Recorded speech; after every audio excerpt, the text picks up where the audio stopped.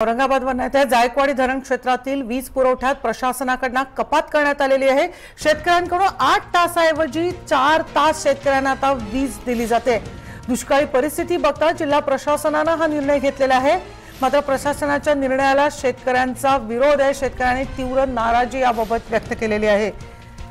जायकवाडी धरण क्षेत्रातील वीज पुरवठ्यामध्ये प्रशासनाकडून आता कपात सध्या करण्यात येते। दुष्काळी परिस्थिती पाहता आता शेतकऱ्यांना थेट 8 तासाऐवजी फक्त 4 तास वीज दिली जाते आणि याबाबत स्थानिक शेतकऱ्यांनी तीव्र नाराजी व्यक्त केलेली आहे।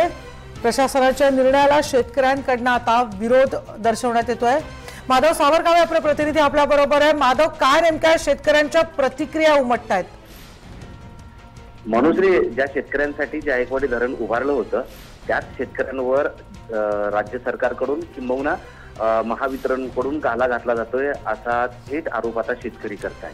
कारण सध्या हंगामाचा दिवस आहे। रब्बी पिकामध्ये बहुतांशी गव्हाचं पीक मोठ्या प्रमाणात आहे। सोबतीला मोसंबीच्या बागा, ऊस या सगळ्या ठिकाणी आहेत आणि त्यावेळेसच आता ज्यावेळेस पाण्याची गरज असते त्याच वेळेस विजेच्या पुरवठ्यामध्ये तब्बल 4 तासांनी कपात करण्यात आली आहे। धक्कादायक म्हणजे केवळ 4 तास वीज शेतकऱ्यांना दिली जाते आणि ती जी 4 तासाची वेळ आहे, जो ठरवलेली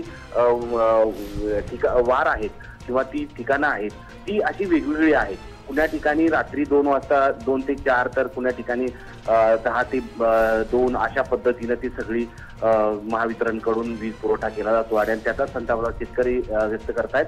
आणि त्यामुळे आज सगळ्या शेतकऱ्यांनी विभागीय आयुक्त कार्यालयावर मोर्चा काढण्याचं ठरवलेलं आहे। तातडीनं मोर्चा काढायचा आणि या जिल्हा प्रशासनाला महावितरणला वठणीवर आणायचं असं शेतकऱ्यांचं म्हणणं आहे।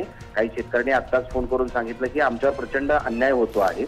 एकतर यावरती भीषण दुष्काळ आहे आणि या दुष्काळाच्या काळामध्ये जी काही थोडंफार पाणी आहे त्या पाण्याचा वापर करून आम्ही शेती करतोय, मात्र ती शेती करून देण्यासाठी हे प्रशासन अडचणी आणत आहे आणि मग त्याचाच निषेध करण्यासाठी शेतकरी एकसंघ होत आहेत।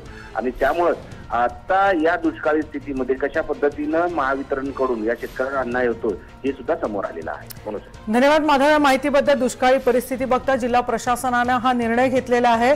मात्र या निर्णयाबद्दल तिथल्या स्थानिक शेतकऱ्यांनी मात्र तीव्र विरोध केलेला आहे, तीव्र नाराजी आपली व्यक्त केलेली आहे।